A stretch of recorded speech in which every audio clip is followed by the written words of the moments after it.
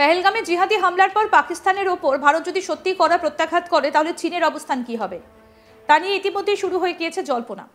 যদিও চীন এতদিন ধরে পাকিস্তানকে অর্থ সাহায্য করে এসেছে, এছাড়া সামরিক অস্ত্র, ফাইটার জেট, পরমাণু অস্ত্র তৈরির প্রযুক্তি সবকিছু দিয়েই সাহায্য করেছে।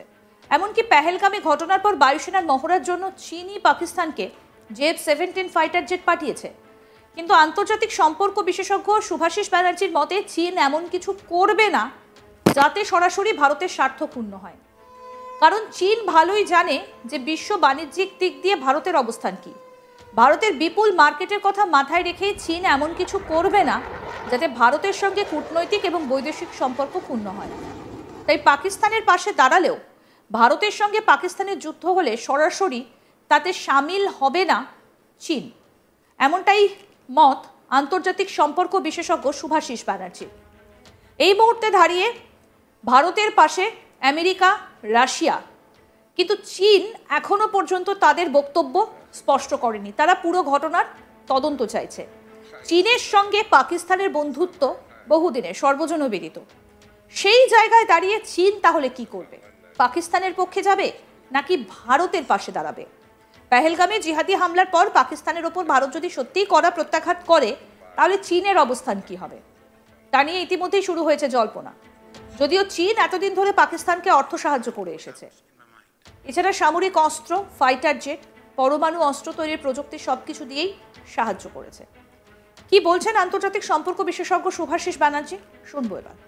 চীন বহু বিবৃতিতে বলছে যে আমরা পাকিস্তানের কিছু কিছু জিনিসকে সমর্থন করছি। তার মানে এই নয় চীন পাকিস্তানের সাথে ভারতের বিপক্ষে যুদ্ধ করবে। দুটো কনসেপ্ট অ্যাবসলিউটলি আলাদা। আমরা ইউক্রেন রাশিয়া ওয়ারের সময় বলেছিলাম আমরা ইউক্রেনেরও বিরোধিতা করছি না, আমরা রাশিয়াও বিরোধিতা করছি না। তার মানে আমরা রাশিয়ার হয়ে ইউক্রেনকেও আক্রমণ করিনি, আমরা ইউক্রেনের হয়ে রাশিয়াকেও আক্রমণ করিনি। চীনের নিজস্ব যে স্ট্যান্ড আছে আমি তাকে কোনো রকম ভাবে আঘাত না করে বলছি, চীনের যে বুদ্ধিদীপ্ত বিজনেস করতে জানে, চীন জানে আগামী দিনে ব্রিক্স থেকে তাদের কি কি পেতে পারে, চীন জানে আগামী দিনের যে বিশ্ব বাণিজ্য আছে সেই বিশ্ব বাণিজ্যে যে কনজিউমার সেন্টারটা সেটাই ভারতবর্ষ। আজকে যদি ও ভারতবর্ষকে হিট করে তাতে ওদের তৈরি দ্রব্য কিনবেটা কে? পাকিস্তানের লোক কিনবে? ওদের দেশের লোক তো ওদের দ্রব্য কেনার পরে যে দ্রব্যটা চলছে সেটাও তো ভারতবর্ষই কিনছে। তো ভারতবর্ষ যদি না ভারতবর্ষকে ক্ষতিগ্রস্ত করতে চায় চীন, তাহলে তো ওরা নিজের পাকিস্তান $1.4 বিলিয়ন সাহায্য চীনের কাছে চেয়েছে, সেটা রিজেক্ট হয়ে গেছে। পাকিস্তান হচ্ছে পৃথিবীর সব থেকে প্রফেশনাল ভিখারি। আমি এরকম প্রফেশনাল ভিখারি আমি জীবনে দেখিনি যে ইমেল করে মানে ফোন কলে, যখনই ফোন কলে টাকা চায়। আমার এরকম একটা মানে আজ বলা উচিত না, আমার ভাগ্যক্রমে এরকম একটা বন্ধু ছিল, আমার তার কথা পাকিস্তান মনে করি যায়। তো আমি ভয়তে ফোন তুলতাম না, যখনই ফোন করতে টাকা চাইতো কোনো না কোনো কারণে তার কথা ভীষণ মনে পড়ে যায় আমার পাকিস্তানের এই কূটনীতি দেখলে। যে কোনো রকম যখনই সুযোগ পায়, ভাই টাকা দাও, ভাই টাকা দাও, 2 টাকা দাও, 5 টাকা দাও, 10 টাকা দাও। এই টাকা ধার নেওয়ার যে একটা স্বভাব আছে সেই স্বভাবটা পাকিস্তানের এত প্রফেশনাল। যদি পাকিস্তানকে বলো পৃথিবীর 1 নম্বর স্থান কিসে আছে, সেটা এই ভিখিরিপনায় এবং এই টাকা চাওয়া, টাকা ধার নেওয়াতে পাকিস্তান পৃথিবীর 1 নম্বর। দেখো এবারে তুমি যে কথাটা বললে মজার ছলে, এবং সোশ্যাল মিডিয়ায় এরকম অনেক মিমও ভাইরাল হয়েছে, ট্রোল ভাইরাল হয়েছে, যেখানে বলা হচ্ছে যে পৃথিবীর দেশগুলো কেউ পাকিস্তানকে ধ্বংস করার কথা ভাববে না, কারণ ধ্বংস করলেই তো কারোর 10,000 কোটি নুকসান হয়ে যাবে, কারোর 1,000 কোটি, কারোর 20,000 কোটি নুকসান হয়ে যাবে। এটা গেল একটা দিক। এবারে আমার প্রশ্ন হচ্ছে, যেটা নিয়ে খুব আলোচনা হচ্ছে, সেটা হচ্ছে গিয়ে একটা কড়া জবাব, যোগ্য অ্যাকশন। ভারতীয় মানে যারা নাগরিকরা রয়েছেন তারা এই অ্যাকশনটা কি সেটা দেখতে চাইছেন। মানে এরকম ভাবে মানে একটা টুরিস্ট স্পটে ঢুকে সেখানে হিন্দু বলে বেছে বেছে খুন মানে শেষ করা হলো, হত্যা করা হলো। এরপরে তো ভারতবাসীর একদম রক্ত টকবক করছে, তারা চাইছে স্ট্রং অ্যাকশন।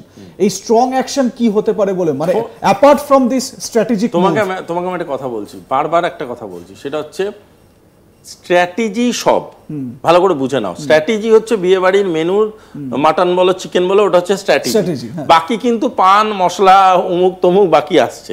স্ট্র্যাটেজি নির্ধারণ করে দেয় কে কতটা মাটন খাবে, কে কতটা চিকেন খাবে। এবার আমি তোমাকে পরিষ্কার একটা জিনিস বোঝাচ্ছি, বুঝে নাও। জিনিসটা হলো যে আজকের ডেটে ভারত মাল্টি ডাইমেনশনাল অ্যাপ্রোচ নিয়ে এগোচ্ছে। মাল্টি ডাইমেনশনাল অ্যাপ্রোচ মানে রামধনুর মতো 7টা রঙে একটা ডিজাইন করছে।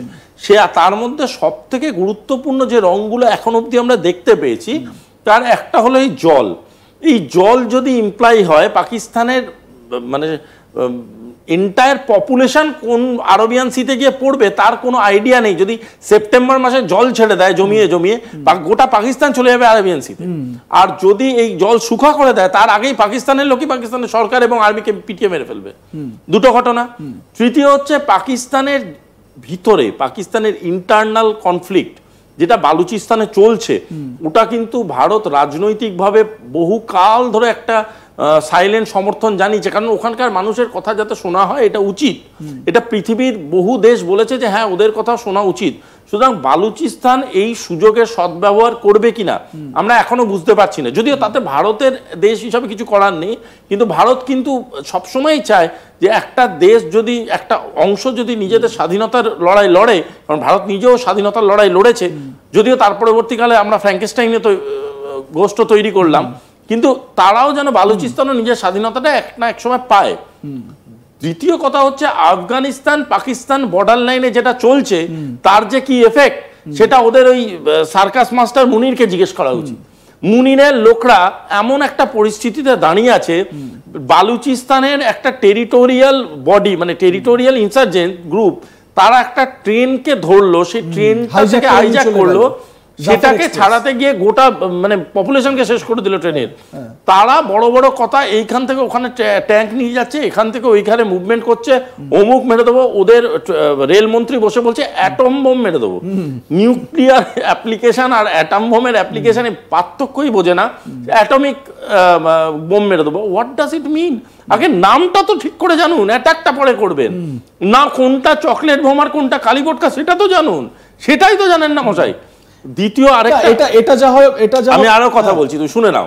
আরেকটা হচ্ছে ভিসা যে রেস্ট্রিকশনটা করেছে সেটা বহু দেশ থেকে পাকিস্তান কালেকটিভ স্যাংশন পাবে। কালেকটিভ স্যাংশন মানে কি? কালেকটিভ স্যাংশন মানে ডাইরেক্ট হিট অন ইকোনমিক যদি হিট হয়, পকেটে পয়সা না থাকলে তুমি কতদিন যুদ্ধ করবে? পকেটে পয়সা না থাকলে কটা বোম কিনবে? যত জোরের থেকে টাকা ধার করেছো তখন তো তারা গলা চেপে ধরবে যে ফেরত দাও টাকা, নাহলে তুমি কিছু একটা কম্প্রোমাইজে আসো। আর লাস্ট ভীষণ ইম্পর্টেন্ট একটা কথা ভুলে গেলে চলবে না, আমাদের যেটা আর্মি বা এয়ারফোর্স বা নেভি তারা কিন্তু ওয়েল পজিশন স্ট্রাকচারে অলরেডি আছে। আমরা যে মাল্টি ডাইমেনশনাল অ্যাটাকের কথা বলছি, সেই মাল্টি ডাইমেনশনাল অ্যাটাকের আমি এত বড় কথা বলছি অন স্টুডিও অন রেকর্ড, যদি তার 30-40% ইমপ্লিমেন্টেশন স্টেজে আমরা দেখতে শুরু করি, পাকিস্তান তার আগে থেকেই যে কাঁপুনিটা কাঁপছে যদি শুরু হয়ে যায়, পাকিস্তান বলে কিছু পৃথিবীর মানচিত্র অবশিষ্ট থাকবে কিনা এ ব্যাপারে আমার যথেষ্ট সন্দেহ আছে। আরো আপডেট পেতে দেখতে থাকুন আজ তাক বাংলা, সাবস্ক্রাইব করুন, নোটিফিকেশন পেতে বেল বাটন অপশন প্রেস করুন, হোয়াটসঅ্যাপে ফলো করুন আজ তাক বাংলা।